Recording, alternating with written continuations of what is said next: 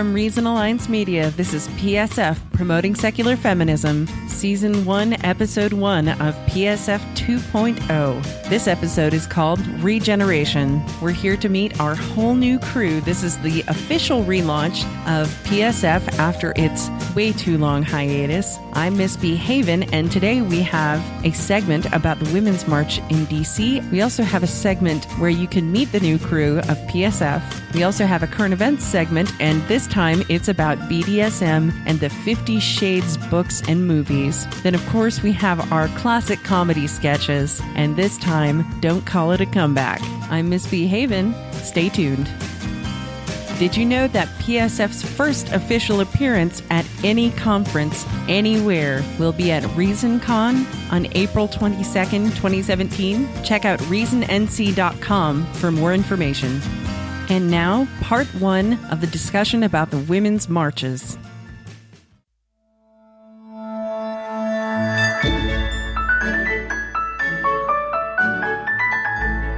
As you may know, since there was a lot of hullabaloo about this event, there was, in response to the inauguration of the 45th President of the United States on January 20th, a very large demonstration both in the United States and all over the world on the 21st of January 2016. It was called the Women's March.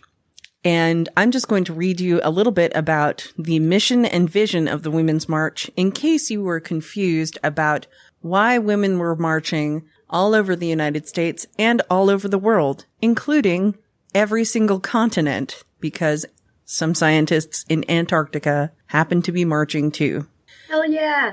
So according to womensmarch.com, the mission and vision page, and I quote, "We stand together in solidarity with our partners and children for the protection of our rights, our safety, our health, and our families, recognizing that our vibrant and diverse communities are the strength of our country. Our mission.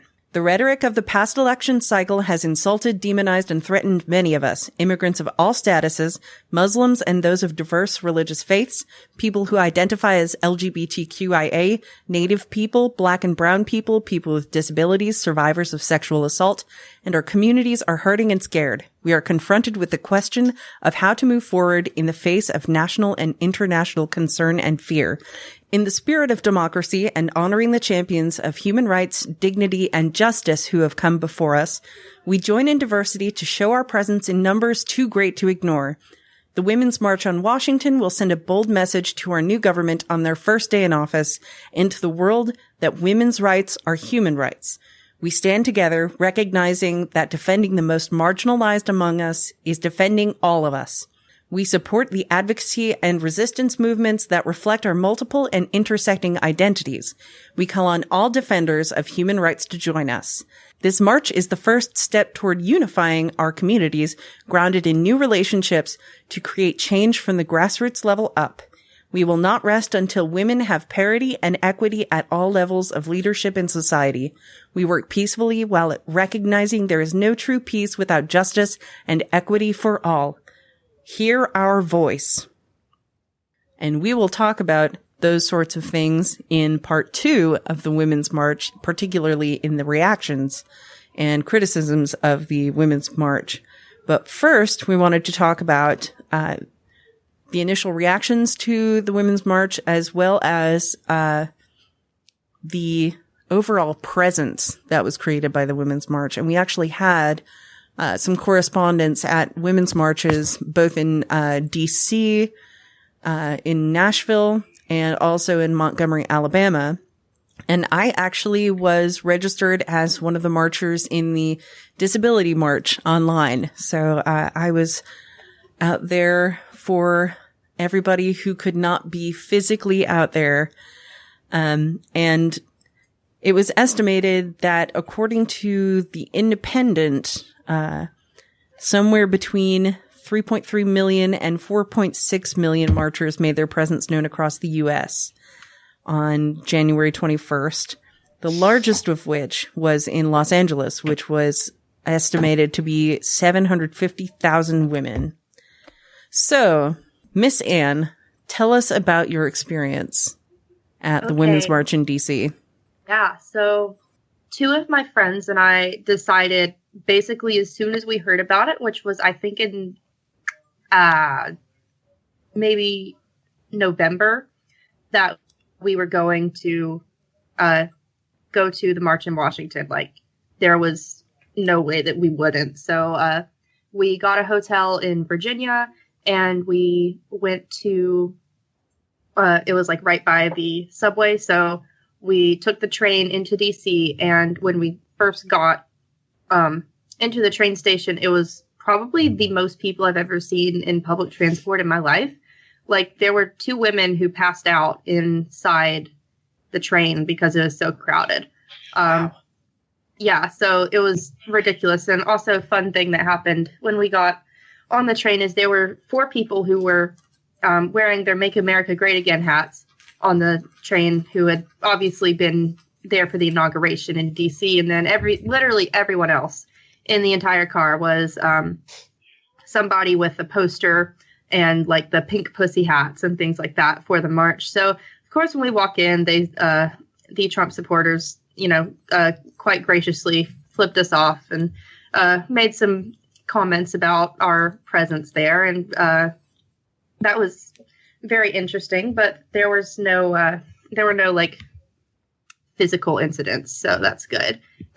So we walk all the way to, I think we got out at like Foggy Bottom. We walked up to the, wherever we saw people amassing, really. I think it was supposed to be on Independence Avenue, but there were like 2 miles of women, and also men and children were there, but it was, mostly women. I'm focusing on women.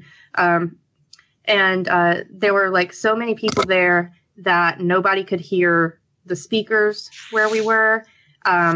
There were like some awesome speakers too. They had Gloria Steinem was there. I did get to hear Ashley Judd's speech, which was really impressive. It was about being a nasty woman, and yes. It was so good. I also, Melissa Harris Perry was there, and I did get to hear hers as well. But anyway, they had a great lineup of speakers, and we only got to hear about a quarter of them due to the fact that nobody had planned for there to be insert here however many number of people there were, because I forgot the figure. So nobody had planned for that many. So whenever it was time to like actually start the march, there was not room for us to march. So we like stood in the street for probably like 5 hours, everybody like squished up against each other. And that sounds ridiculously miserable, but it was also like really just inspiring to me that there were so many people who came to march and protest for women's rights, and to say like, we're not going to take this administration lying down. So that was just really like, I don't know. I had like a gushy moment there. I kind of like burst into tears at one point when my friends and I were just like talking about how precious it is that we get to be part of the feminist movement, and get to protest things that we think are wrong in the world. So I don't know. I'm rambling at this point. That's awesome. And I got to see some of your pictures and some of your messages throughout the day that day. And it was really cool. And we will post those on our Facebook page and social media and stuff. And we'll also be having some interviews that Miss Ann conducted on the fly out in the field at the march in DC. And now we have Bella, who was at the Nashville March. Yeah, and I did have like a couple of emotional moments as well. I've never actually been to.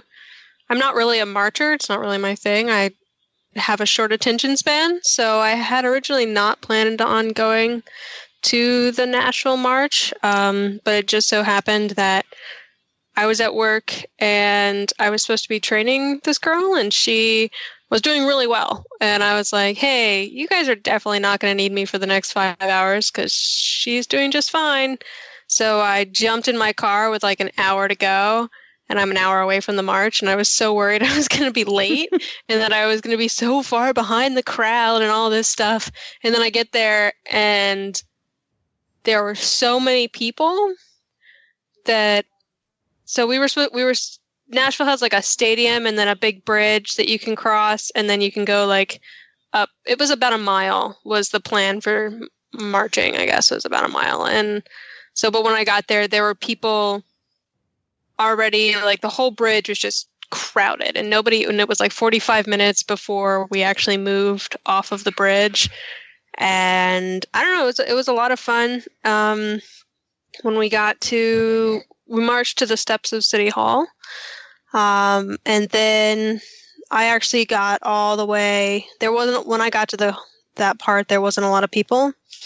So I managed to like go all the way up to the steps. So I was able to hear all of the speakers, which was really awesome. They had this female pastor, and usually I like totally don't like it when they have religious speakers at events like this, but she did such a great job, and she was just full of passion, and she actually like included atheists in her little speech. You know, she was like, you know, she was just listing off different things you could be a part of, you know, if you're gay or straight or, you know, Christian or a Muslim or an atheist or something like that. And I was like, oh, that makes me feel so much better. Yay for inclusivity. Exactly. But we had this girl who was an immigrant speak, and she started off her speech by saying, like, I'm an immigrant and I'm not afraid, or I'm an illegal immigrant and I'm not afraid, or something like that. And it was really powerful.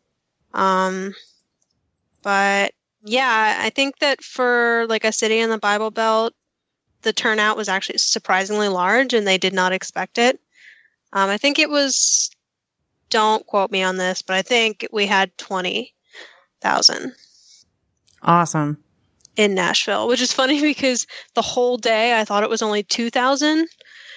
Oh, you're like, there's a lot of people for 2,000. Well, no, like, you know, I don't have any experience going to stuff like that. So I just assumed, I was like, oh, I think it's like 2,000, and they were expecting a lot less or something like that. And then later I was looking at all the numbers from all the tallies from the different cities, and I was like, oh, Nashville had so much more. That's awesome. Good for our little Bible Belt. That is way cool. But yeah, it was really cool. I did discover that so I guess I have like crowd empathy. Does that make sense? Like it was something I would experience a lot, you know, when you're, I don't know if any of you are ex-religious, but like singing in church, how you get like emotional. Yeah. Or I used to get really emotional. Or like at a concert that's really good or something.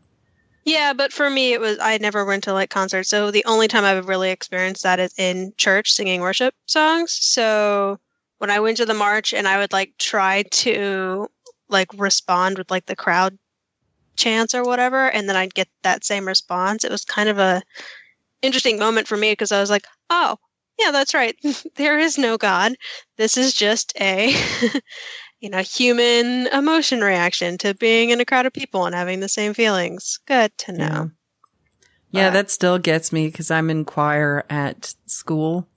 And it's a religious university. So, like, I still get that feeling, and it drives me crazy because I'm just like, I don't feel like this. This isn't me. Yep. Yeah. Also getting hymns stuck in my head. Anyways, thank you so much for reporting back from the field out in Nashville and DC. I really wish I could have been there with either of you because that would have been amazing. But I'm really glad that you were able to experience that historic event. And I am really looking forward to having, future generations listen to the accounts of that day. So one day this may be in the Library of Congress if it still exists by then. Wow. Hooray. Yeah. I mean, I think that something like the like solidarity type disabilities march was actually a really cool idea, and I'm glad that somebody came up with it. Right? Like that's an awesome way to check your ableism in a way, Yeah, there wasn't a whole lot of description about it on the website for the DC one, but I knew it would be really difficult to get around there. Mm-hmm. And for something like that in the future, I think it'd be really great to have a separate committee focused on being able to handle the needs of disabled activists. Yeah. Right. Yeah, no, I think that's definitely something I wish I had known about beforehand. Although I have one friend who is not pretty, but she would be disabled. She would count herself as disabled, and she attended the march in DC, and I was really surprised and proud of her for that.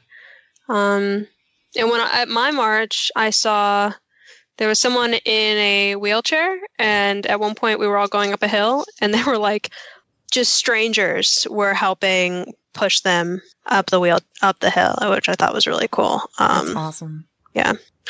Yeah. All right. Well, thanks, y'all. I look forward to part 2, where we can speak with more abortions about the march that happened in Montgomery, Alabama.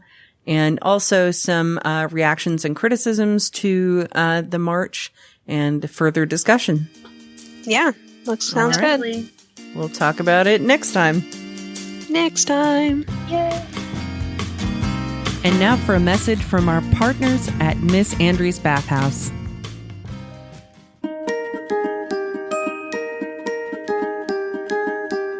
Tired of bad news? We are too. Let's make some good news together.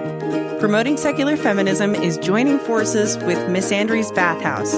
We're 2 great feminist tastes that taste great together. With our powers combined, we are bringing you the love of intersectional feminist values and puns. Miss Andry started the company in November 2015 on a wing and a prayer and a handful of ridiculous puns. She runs the company from home in Charlotte, North Carolina with her partner, Mr. Andry, and their kid, baby Andry. Miss Andry's main focus is on building a beauty company that is centered around body positivity and intersectional feminism. The goal is to build confidence and self-love instead of fixing flaws. Miss Andry's Bathhouse offers homemade bath, body, and beauty products. They use suppliers who are committed to fair trade and zero animal testing. Miss Andry's products cater to a variety of fandoms, including Harry Potter, Lord of the Rings, Game of Thrones, Bob's Burgers, Star Wars, and more. They also offer unscented versions of their products where possible. In my humble opinion, the best part of Miss Andry's Bathhouse is the monthly beauty box. A variety of sample products, each with a fun theme. You can buy the beauty boxes one at a time or in a discounted 3-month subscription. Hint, hint, wink, wink, my birthday's coming up. The theme for March is the Spring Equal Box. Products in this box will be themed around rebirth and renewal. In this box, you'll find products inspired by nature and witchcraft meant to bring you new energy and strength as we move from the harsh cold winter into the sunlight once more. Pre-orders run from February 1st through 28th, and boxes ship March 1st. Your box price includes free U.S. shipping, and if you'd like, you can subscribe to the next 3 boxes, the Spring Equal Box, April, and May. And April's theme is birthday, and May is May the 4th be with you. So it'll be Star Wars themed. So you can subscribe to the next 3 boxes for a discounted price of $75, making each box just $25. Miss Andry's Bathhouse. Miss Andry's is good for everybody.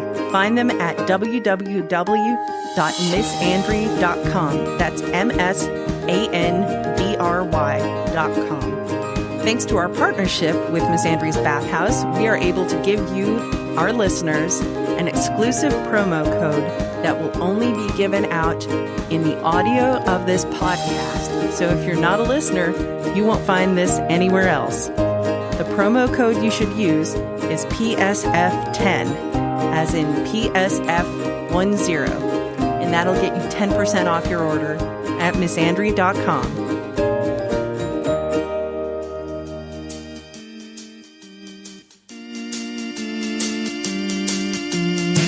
And now it's time to meet the new crew of PSF 2.0.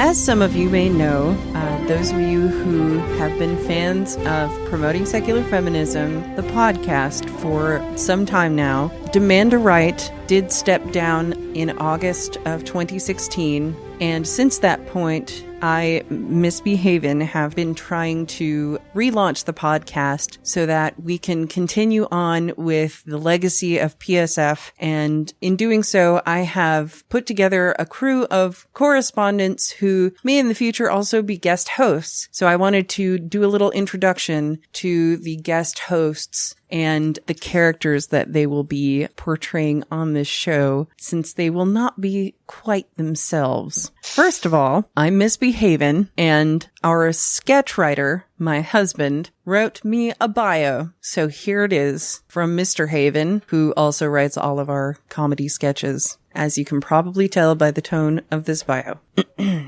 And I quote, Miss Behaven was born and raised inside a bubble, inside a cave, on a remote island in the Great Lakes, where she was raised by hippies. One day, out of curiosity, she swam to shore and discovered bacon. There was no going back. Soon she broke free of her isolation and began learning about the huge world around her, the fandoms, the food, the porn, so much porn. She soon discovered that the world wasn't as equitable as it should be, and so after waiting a little while for a hero to come, Miss Behaven became the hero she wished to see in the world. Today she breaks down the walls of ignorance, leaps over the skyscrapers of privilege, and swims the mutant shark-filled canals of inequality. Together with a band of misfits, that's you, PSF 2.0, together with a band of misfits, she created Promoting Secular Feminism, and with her new friends and allies, she continues to fight for love, for equality, for cheese, and for the safe and knowledgeable use of sex toys of all kinds. She is Miss Behaven. Join her on her adventures, won't you? So that's me. Yay! That's pretty awesome. I like that. I like it. Yeah, me That too. put mine to shame. I want Name redacted. to write me one. Yeah, he's pretty great. That's why he writes our comedy sketches. So let's meet two of our new crew we've got here right now. And we will also have a part 2 where we meet the other two. Let us start with Misanthrope. Oh my goodness. Hello, I am Misanthrope, and I am going to read for you the bio that I wrote myself as a not as good writer as Mr. Haven. Misanthrope was born on Jakku to her parents Barack Obama and Noam Chomsky. In lieu of a date of birth, she reminds all that time is an illusion, but humanity is timeless.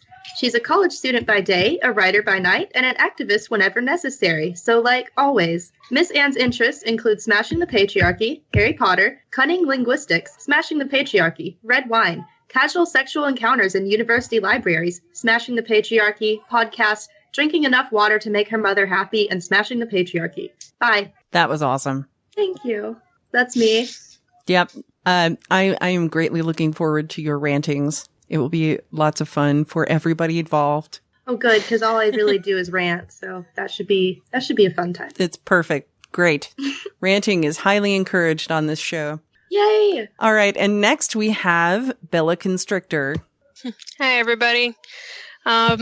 So Bella Constrictor was raised by bonobos in the Congo, so she learned everything she would ever need to know about relationships and sex from a bunch of filthy apes. She's constantly rolling her eyes when men ask her if she wants to hold their snake. She usually responds with only if you hold mine. And she always carries with her a snake, a dildo, and a bottle of water, because you never know when you need to scare a misogynist or attend an orgy. So Bella Constrictor, or I am, a self-taught relationship advocate, coach, and sex educator. And in fact, I'm a little obsessed with my snakes. I have 3 of them now. Yes, 3 right now. You just got a new one. Yeah, but I traded the one for the new one, so I still have 3. Oh, yes. But that's only because I just recently moved to the great state of Tennessee. And before we moved, I had 8. Wow, that's amazing. I have a funny story to tell you, but I won't do it right now because this is the bio. Oh, okay. That's totally fine. No, it's fine. All right, hold on. I'm going to do a pause, and then so In fact, Miss B and I met at Reason Rally, where I brought my ball python, Virgil. Yes. And I'm really happy to be part of PSF. My goal here is to be a resource that breaks down the toxic religious relationship advice that permeates our culture and give you, our listeners, a way to navigate it. You may be surprised at how much secular relationship myths originate in religious teachings. Awesome. And that's it. Sorry, that wasn't like perfectly done, but you can cut around whatever. Oh, no, it's totally fine. And I just want to say I'm super happy to have both of you on the show, and I'm really looking forward to what we can all accomplish together. And I am sure as we go on, we will probably add more correspondence, possibly lose some correspondence because of, life happening. But I'm very much looking forward to this new format where we've got lots of new people and weekly episodes, which is super exciting. So I'm very much looking forward to serving the PSF fans and community over the next however long I'm allowed to do this, which I hope is a very, very, very long time. So stay tuned for part 2, where we get to meet more abortions. Attention, citizens of Earth! It has come to my attention that you do not know what peril lies ahead for PSF, the imagination, truth, justice, and equality without your support. What do you mean, omniscient narrator? Quiet, human! The lives of such lovable characters as Princess Sparklefarts, Dr. Wu, the monthly visitor, and that weirdo who sells dildos depend entirely on the generous gifts from you, our patrons. What's a patron? Silence! A patron is a person who visited patreon.com/promoting secular feminism and donated their hard-earned cash to keep this show alive. They're the most important part of this world of ours, where we could not exist without them. Wait, who are these wonderful humans? Okay, look. I will explain that if you would just give me a moment for my dramatic pauses. Okay. Thank you. Now, we have some new rewards now that the show has relaunched, and puny humans like yourself might find them exciting and interesting. Is it a puppy? No, it is not a puppy. You have interrupted me for the last time, puny mortal. Now then. Patrons should note that we are now releasing weekly episodes, so they will be charged their pledged amount once a week. Those who give $1 per episode will receive bonus content such as extra sketches, extended or uncut interviews, and bloopers, which are hilarious coming from the PSF crew.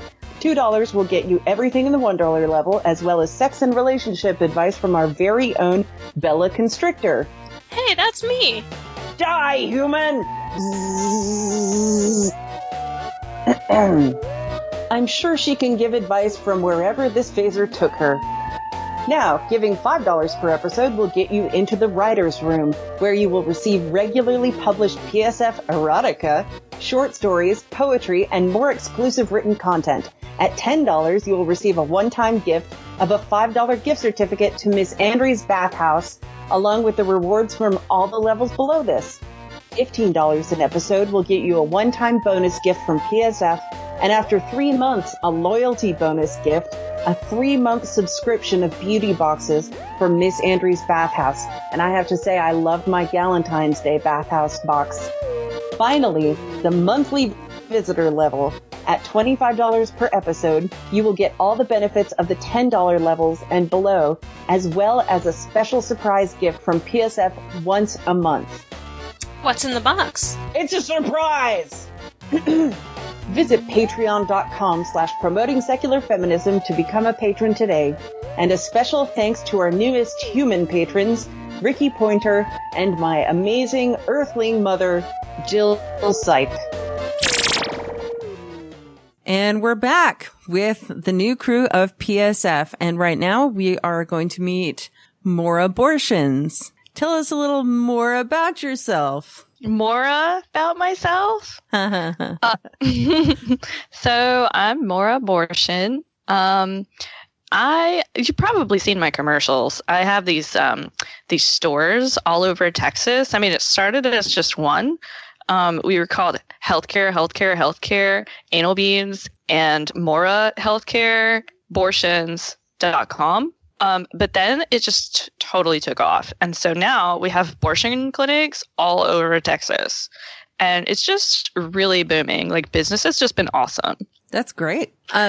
So what are you hoping to do on PSF? Well, I'm going to talk about abortions and how, like, all of the people that are not having them are the people that probably should be having them. Like, if you've ever walked into abortion clinic, you'll see, like, the people that are standing out there screaming at you have had, like, one too many kids. And so we're just trying to get abortions out there more, so they're more available. And I think we should talk about that. I think that we should destigmatize it and make it so that, you know, these people don't feel like they have to keep, you know, popping out babies. Yeah. I mean, what's the deal with abortions anyways? Like, why are people so up in arms about it? I don't know. I'm more offended when people have more kids than they can afford, or that they have time for, or, you know, that they have love for. That's really offensive to me. Yeah. I mean, there are people who bring their kids to the abortion clinic and then they just let them sit on the sidewalk all day. Like, they look miserable. I mean, who does that? Yeah, they could be doing things that are good for their brains or their bodies instead. Like going to school. That would be a good thing. Or, you know, if these people really wanted to reduce abortion rates, they could be going to the state legislature and arguing for income equality, programs that reduce poverty, and programs that help to feed children and parents, and make it easier for people to afford to have a child. Because, I mean, abortion's expensive, don't get me wrong, but actually labor and delivery and caring for a child, that's a lot more expensive. And then, you know, you got to drop out of school, or you've got to, you know, stay in a really crappy marriage. Some people do that. You really don't have to, but it's just, there's so many things that could be just made better by more abortion access. Yeah, absolutely. Not to mention that so many people who are picketing against abortion are not doing anything to support the babies that would be born if they weren't aborted. Right. And did you know that if you, even if you, they say that you should just give it up for adoption, you know, because they love children so much that it's an it. Just have the baby and give it up for adoption. Well, that's not exactly that easy either, because a woman doesn't even have a right in many states to just give a child up for adoption without first attempting to contact the father, I guess, if a pregnancy had a father. So there's that whole sex shaming aspect of it too. So we've just really got to make things more accessible and less stigmatized, and stop shaming women, and start shaming sidewalk preaching. Can we shame sidewalk preachers instead? Absolutely. I'm all for it. So it's nice to introduce more abortions to our audience. And that's it for the new cruise so far. But if you're interested in becoming a correspondent for PSF, contact us at promotingsecularfeminism@gmail.com. You could be our next correspondent. Just in time for Valentine's Day, we have a discussion about BDSM, Kink, and the 50 Shades saga.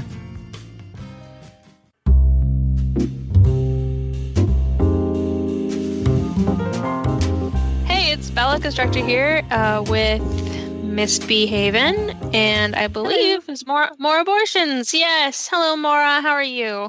Hi, I'm good. Good.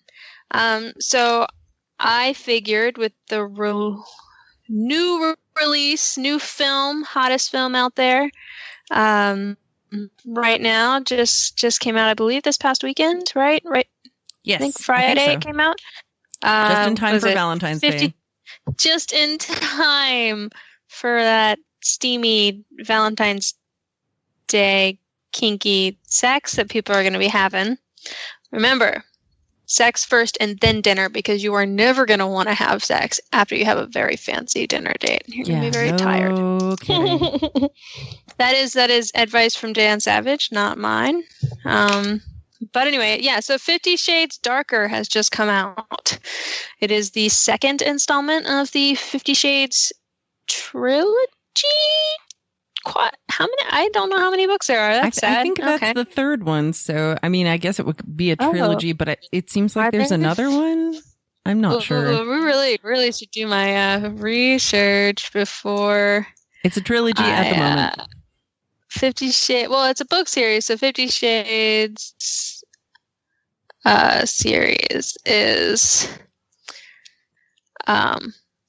five books. Four. Oh, wow. 4 books. It's 4 books. So we've got. I didn't realize that another one had come out. No, Darker. You mean we have to put up with this for like 4 years now? Yeah. So it's. Darn it. It's a trilogy. So there's 50 Shades of Grey, 50 Shades Darker, and then 50 Shades Freed. So there'll be one more after this particular movie. Okay. As long as so for those who don't know, the 50 Shades series is a fan fiction turned mainstream BDSM book trilogy turned into mainstream film about a pasty, blonde, no personality, not blonde, she's brunette. Pasty brunette, no personality, submissive woman who is not in touch with her sexuality, who meets a fantastically rich and dark and mysterious man who introduces her to the scary and tantalizing world of BDSM. And people really have latched onto it, and it's become extremely popular. I think it's partly curiosity, like it's a safe way to experience and learn about something that most housewives would never dare to Google. But there's some controversy to this particular story becoming mainstream. Does anybody else want to say words, or am I just going to talk by myself? I was going to say, I would guess that a lot of that same controversy came about when Secretary came out, which I much prefer. Oh, Secretary is amazing. Yeah. That was kind of my introduction movie-wise to the BDSM scene, and I don't know if I agree. Stories of the two of them, I much prefer that one, but... Oh, Secretary is much healthier. It's weird. They're both very strange, broken people, but in a way, the way that BDSM is used is much different and much healthier. She, for instance, when they're not having sex, she's listening to a book on tape in that movie about BDSM and learning about it. Mm-hmm. And then she goes and basically teaches him. Yeah. And like, because I think that he was just like, this is something that I need to do, and then just develops these unhealthy relationships with the secretaries until he meets a secretary that educates herself and says, this is what I love, this is what I want, this is okay. I will, none of us women have read 50 Shades, but I do just want to point out some articles or some things that other researchers have said about the types of characters that these people are, and the way that the unhealthy way that BDSM is portrayed, because for the most part, I think what a lot of people in the kink community are scared, or not scared, but concerned about, is young girls or even older women getting into relationships that are, without proper education. BDSM can be dangerous. But yeah, it takes a lot of communication. And okay, so I'm just gonna go into it, I suppose. I've read I took from a couple of articles from Psychology Today. Just like a couple different psychologists. I don't know anything about what they do in real life, but they wrote a couple articles about this quotes one of them saying that, it's good entertainment for some, but, the character of Christian Grey is enigmatic. Enigmatic? Is that a word? Did I say that right? It is. And you did. Enigmatic. Enigmatic. Enigmatic. He's an enigmatic, avoidant figure incapable of intimacy outside of sadomasochism due to childhood abuse. The author does sort of a disservice to the BDSM community by portraying its participants in this like stigmatizing and pathologizing light.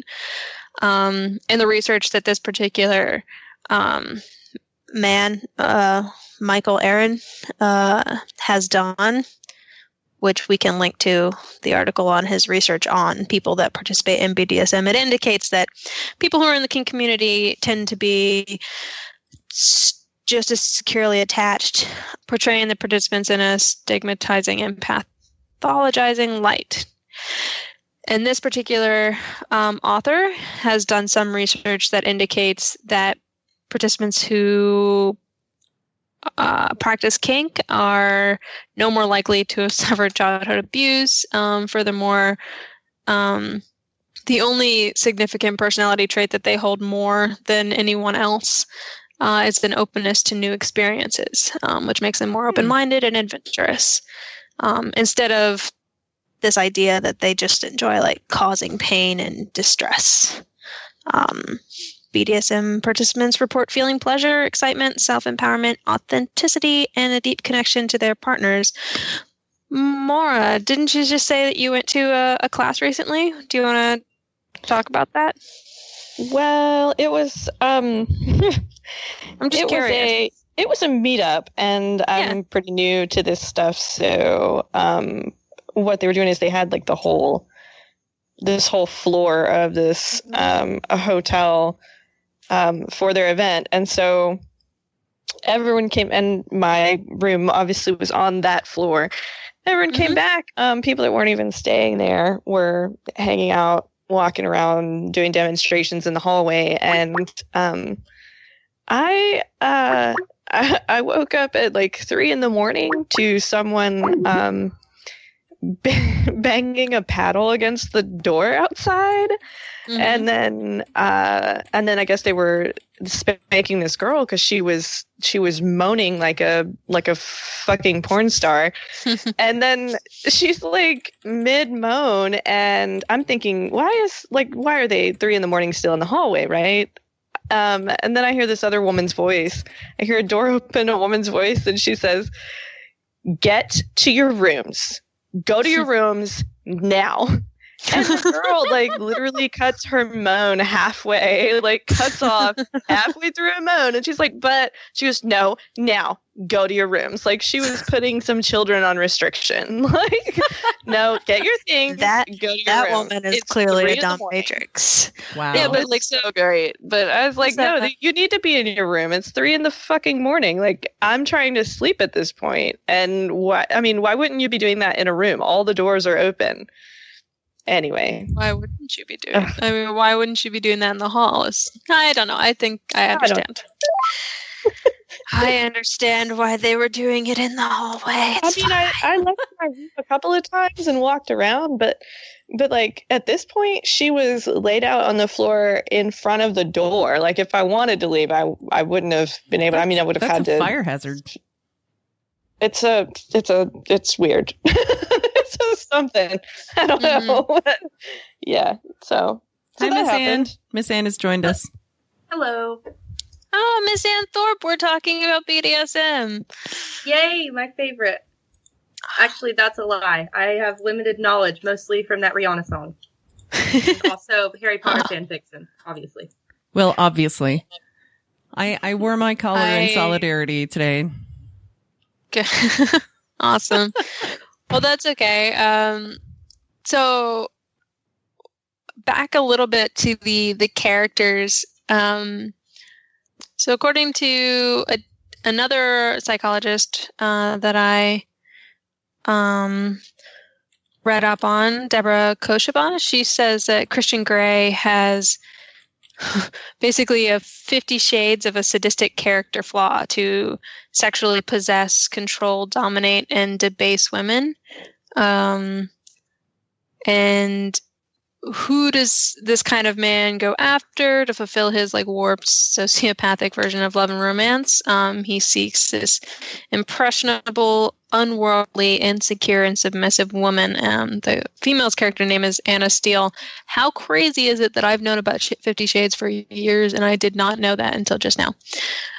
Interesting, right? And I didn't know her name. Yeah.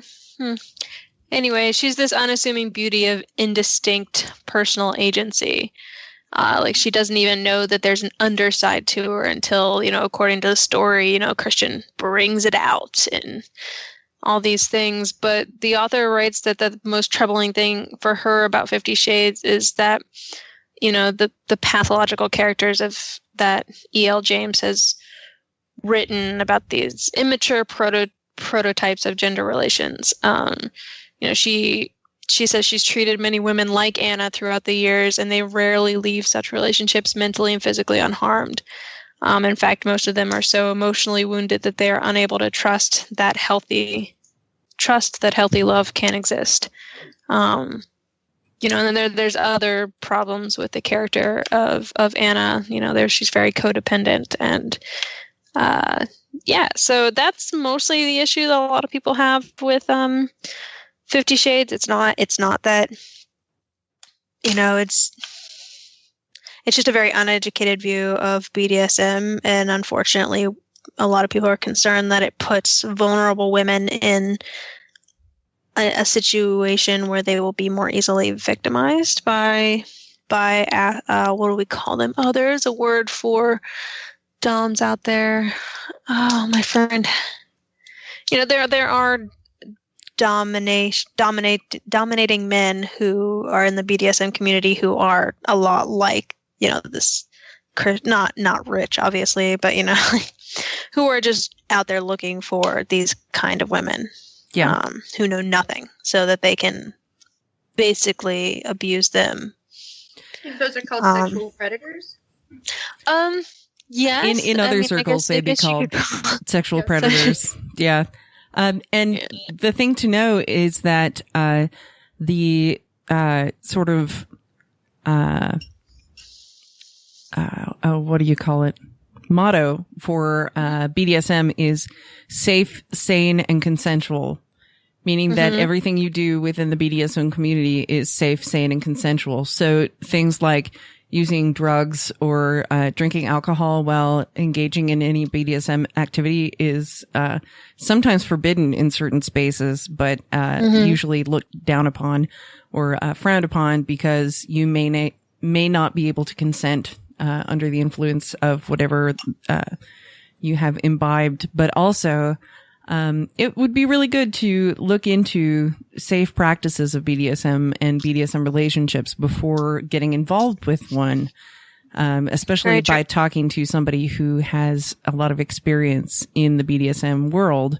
And I would highly recommend, if you are interested in getting involved in the BDSM community, reading the book Screw the Roses, Give Me the Thorns. You can find it on Amazon, and it's a great way to learn about the BDSM community and what you can do to stay safe and sane and to engage in consensual relationships and sex.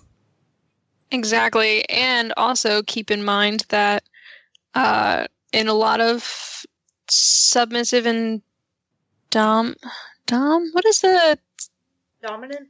Thank you. I don't know. I was thinking of dominatrix and domineering, and I could not think of the word dominant. Okay. It's also great to keep in mind that in every submissive and dominant relationship, really it's the sub who is in control.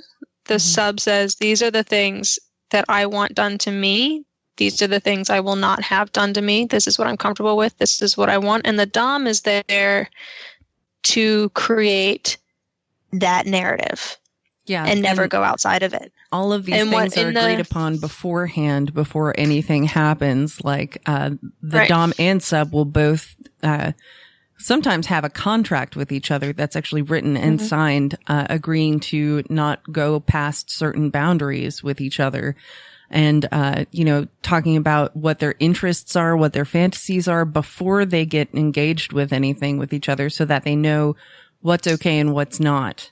Because, if they go beyond what their, sort of boundaries are, that's the reason for having something known as a safe word. Because then you can stop everything. And a safe word is actually not a joke in the BDSM community, because you can stop everything and say, no, I didn't agree to this. This is not okay. And we really need to talk about this before we can engage in anything else. Well, a safe word is also good for even when you're doing something that you've consented to. It can be overwhelming. I mean, there are definitely, and a lot of people can use like, it's like green, yellow, and red, basically. Just go with that. And yellow can just be like, slow down for a moment, give me a time to catch my breath type emphasis. But yeah, that's great information. There's definitely so much information about BDSM. There's actually a website that it's a website you have to pay for, which kind of sucks, but it's definitely worth it if you're interested. It's called, I should have this like pulled up already, shouldn't I? Oh, it's called kinkacademy.com. And it's basically, you've grown up and so should your sex ed. And it's videos, basically literally anything. You can research how to tie fancy knots or how to teach your sub to clean the bathroom for you. I mean, like all kinds of different kinks, and it's mostly, amateur made. So, but they have, they amateur made, but their educators are vetted before they can upload clips and things like that.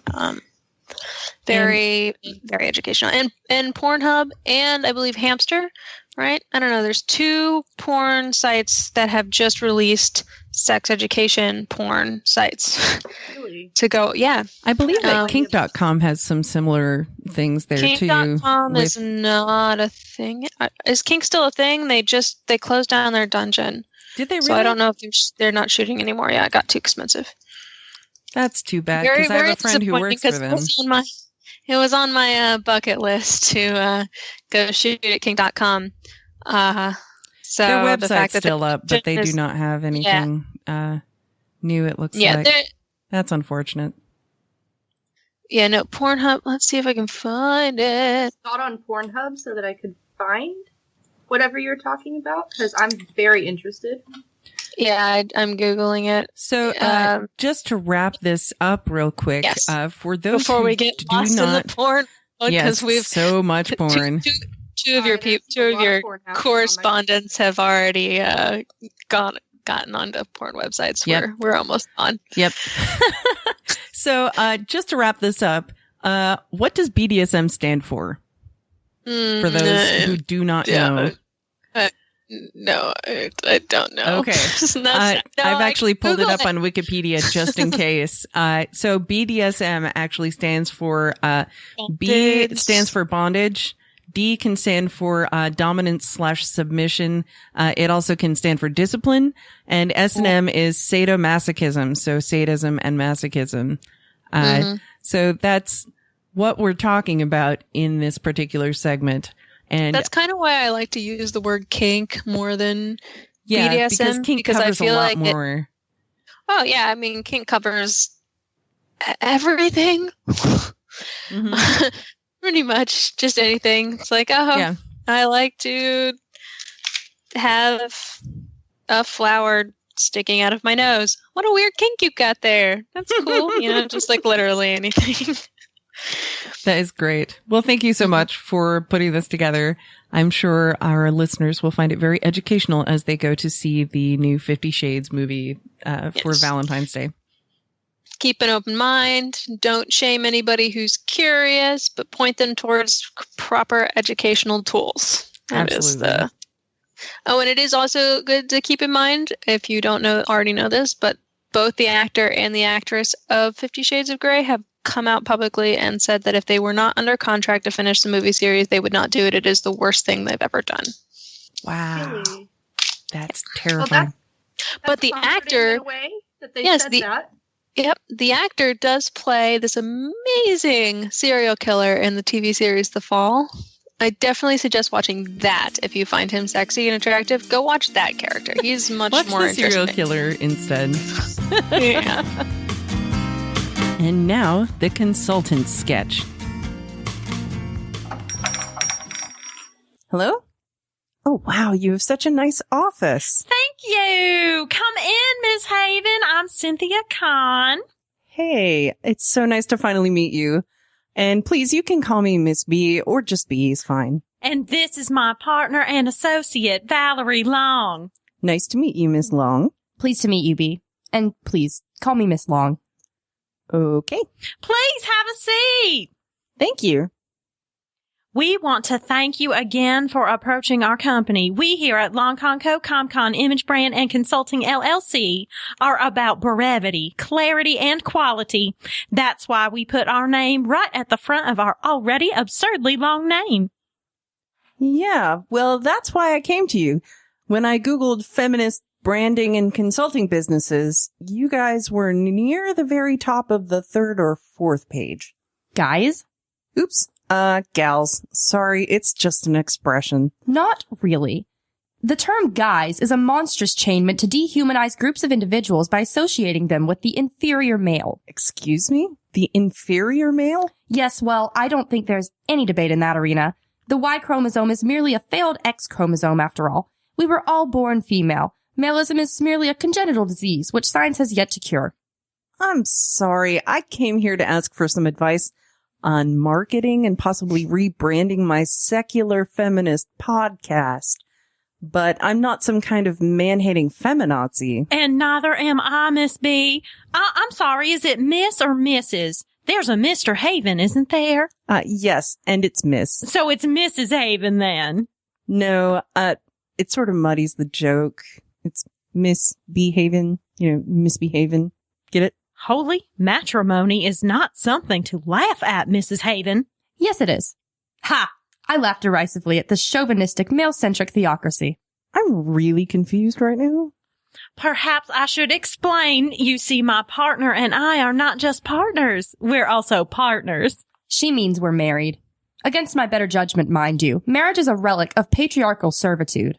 And we are also at the opposite ends of the philosophical and political spectrum.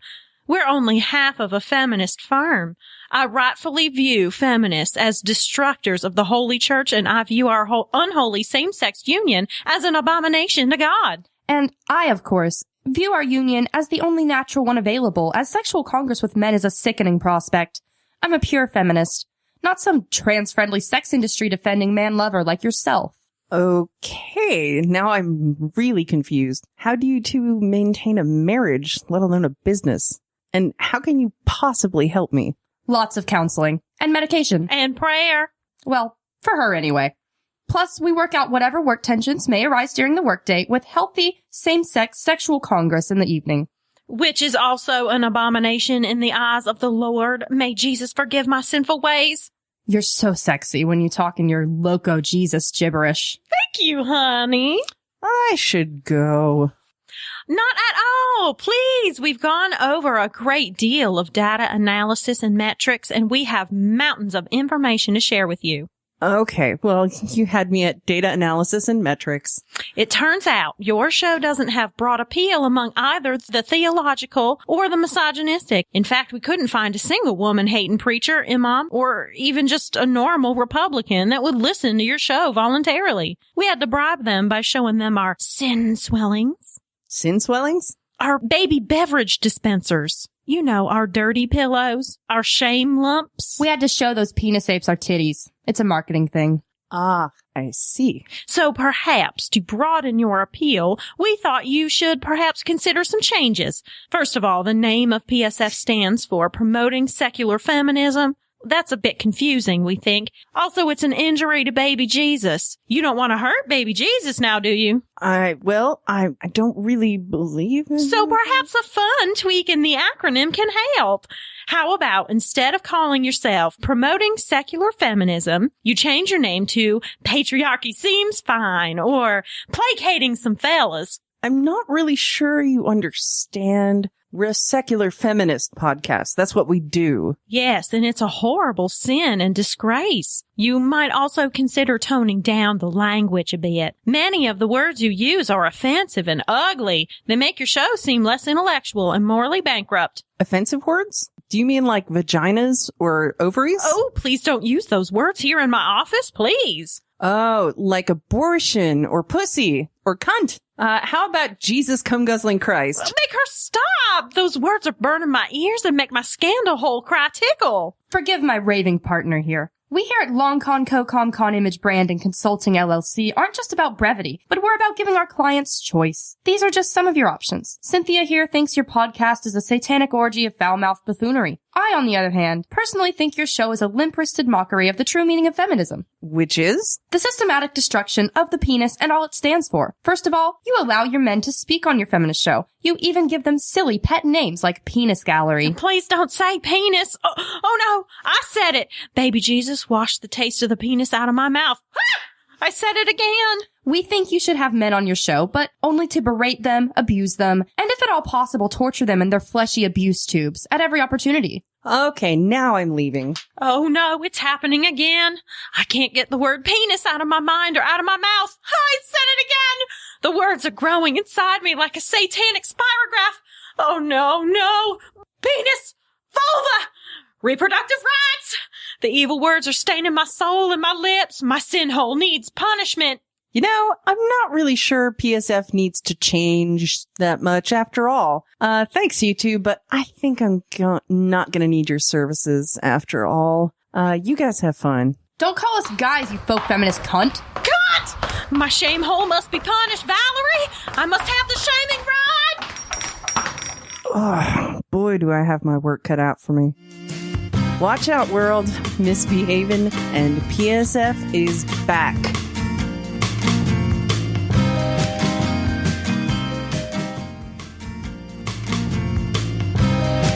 Thanks for listening to PSF, Promoting Secular Feminism. To find more episodes, you can check out our website at www.promotingsecularfeminism.com. Or if you want to get in touch, you can email us at promotingsecularfeminism@gmail.com. You can also find episodes on iTunes, Spreaker, Stitcher, and YouTube. Don't forget to subscribe, like, and rate and review us. We love 5-star reviews. I'm misbehaving because well-behaved women rarely make history.